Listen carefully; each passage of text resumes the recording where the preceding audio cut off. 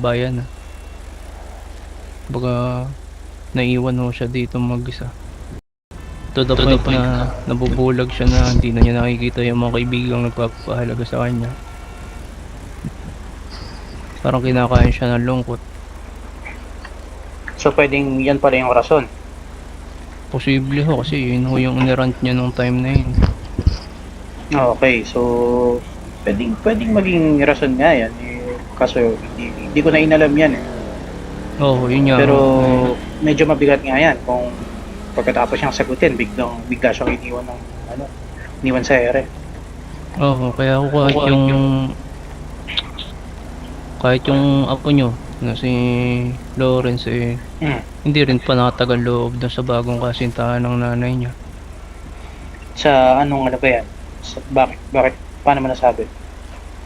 Ay malapit ho talaga kami ni Lawrence. Kumbaga si Lawrence ho kasi parang isa ho siya sa tumulong sa akin nung nagsisimula kami doon sa mech nung wala pa ako mekaniko. Hmm? Yung sa mech shop po, isa ho siya sa mga tumulong sa akin doon sa mech shop nung nagsisimula pa lang kami. Kaya naging malapit kami. Kumbaga meron ho kaming mga bagay na alam niyo yun, nagkakasundo kami. Hmm. At saka isa pa ho, anak din ho siya nila, kaya malapit din siya sa ko, sa loob ko. Isa pa ho yun. Yun Ano nga, bang nakikita ni Lawrence dun sa boyfriend same niya? thing, same thing lang ho eh. Yun nga din. After niya kasing, minsan sinasabi kasi ni Lawrence, after nga daw maging, I mean si Nine, tsaka yung bagong boyfriend niya is parang, yun nga, nawala na lang bigla. Hmm. Kailan huling usap niya ni Nay? Siguro, nung yun ho, dun na din ho, nung time na yun. Kasi after ho nun, siguro lumipas ho yung mga 24 oras. Nagpakita dito yung boyfriend niya. So, nangyari, para naging okay na naman sila. Tapos, on the next day, yung mga sumunod na araw, wala na naman. Okay. So paano mo nalalaman tong mga the next day update na to?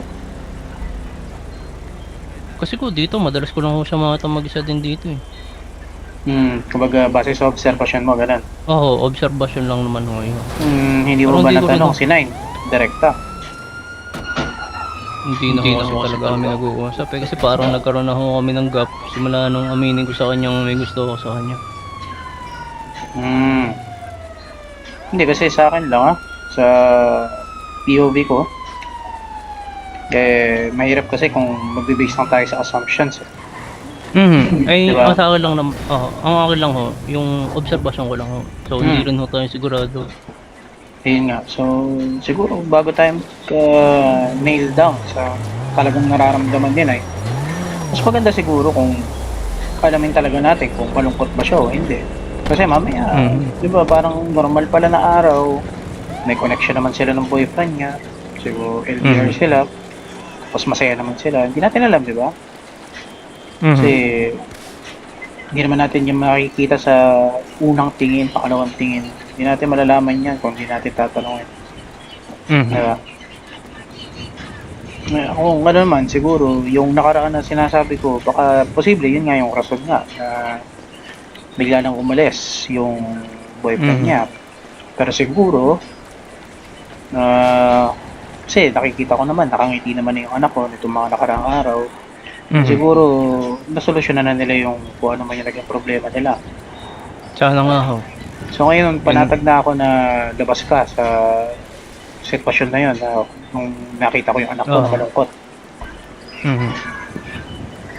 Yun lang naman yung gusto ko i-confirm eh. Pero, syempre, kahit ganyan man yung maging kalabasan na, mahal mo pa rin yung anak ko bilang kaibigan.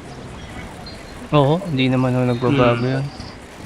Kumbaga, mamahalin ko na lang siya sa parang alam ko. Hmm. Kasi, Without expecting minsan kasi anything. talaga, may mga bagay na hindi talaga para sa isa't isa eh. Kumbaga, Mm. parang magnet lang yan. Hindi talaga pwede magdikit. Mm. Pero Pero pwede ngayon ho, kayong baliktad. So, ibig ko sabihin doon, pwede pa rin kayo maging magkaibigan. Pwede mo pa rin siya mahalin in a way na ah, kaibigan yung pakikitungo mo.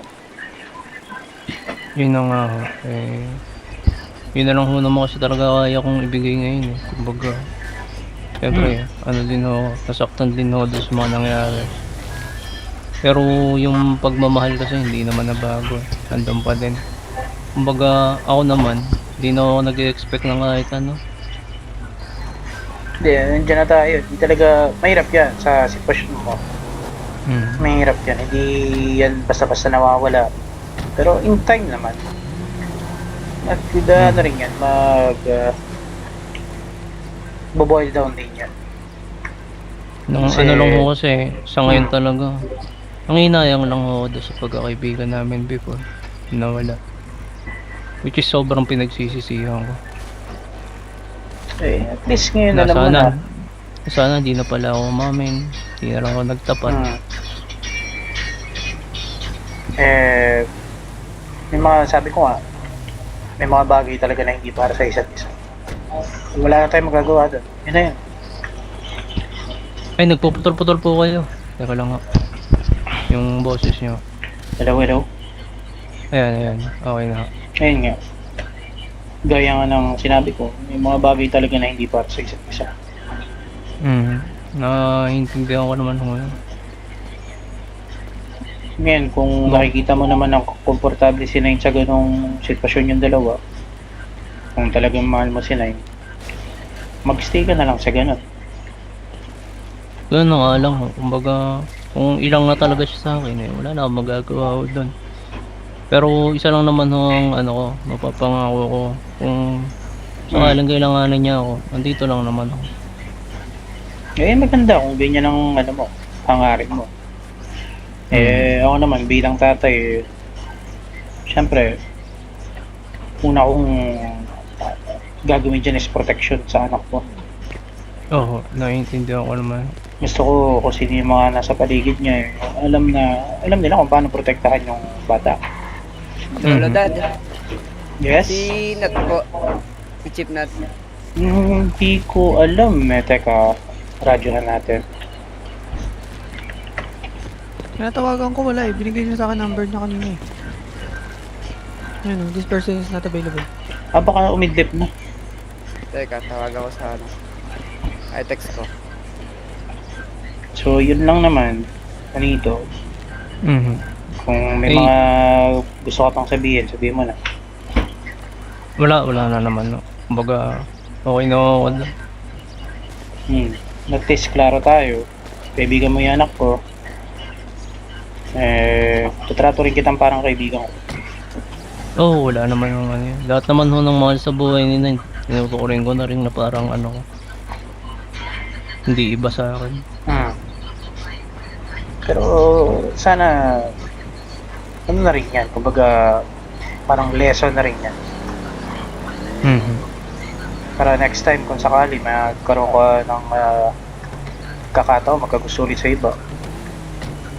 Daanin mo sa relax lang, chill lang, bago mo huwag mong biglayin. siguro nga tama ka kayo. Pero sa ngayon di ko iniisip probably yun, yung ibaling sa iba yung attention. Hmm. Kasi sa tagal-tagal ko nang naninirahan dito sa ano, sa Los Santos. Hanggang ngayon lang ako nakaramdam ng ganun kay Nay pa. Wala, Siguro, ayan. siguro last na ho yun. Hindi natin masasabi yan. Marami pa next time. Kumbaga ako magpo-focus na lang ako sa career. Kumbaga di ko na ako iisipin yung mga ganyang bagay sa ngayon. Matanong ko lang ba, ilang taong ka na? Ay 28 po. Hmm. Bata ka pa eh. Marami pa mangyayari sa'yo. May nandun naman ho tayo kaso yun nga. Something Sabi, new. Ngayon ko lang ho nakaramdam ng ganito.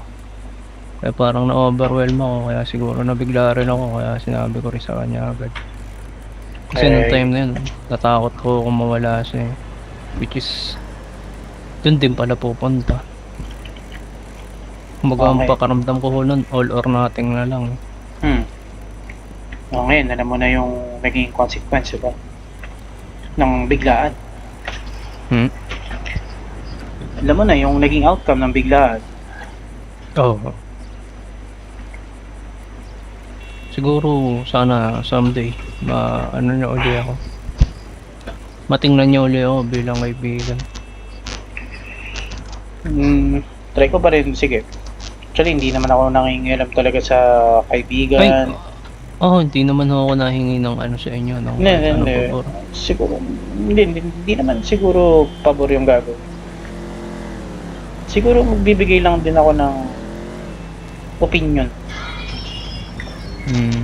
about sa inyo dalawa. Since hindi niya naman alam na nagkausap na tayo. Hmm. Pero paalam ko na lang sa kanya pag nagkita kami sa bahay na nag-usap tayo at narinig ko yung side mo. Nga po. Eh, salamat po kung ano, kung gano'n kasi yun lang naman po talaga. Malinis naman po talaga yung intensyon ko sa ano kaya. Nagkataon lang na talagang siguro hindi kami para sa isa't isa. Ay, ganun na nga. Wala tayong magagawa doon. Oo. Hindi, may magagawa ka. Tanggapin. Yun lang. I mean, tsaka ngayon naman natanggap ka na. Ang medyo mabigat lang ko sa akin, doon na walang pagkakaibigan. Kung dati naman na kayo at matagal na kayo magkaibigan, siguro away yan na lang yan. Tiki-tiking away lang yan. Sana nga. Magiging okay din yan. At kasi nine naman, mapagpatawad naman yan. Bigyan mo lang ng time. Mm. So, paano ba? Okay, pupunta mo na sana. Sige, salamat to at kahit Mm. paano nabunot natin ang tiniting yung dibdib ko at alam kong okay siya. Na okay naman siya. Pero kung sakali lang pag nakikita kayo, try mo pwede humingi ng pasensya. Sige, siguro okay. Sige, tara. Sige.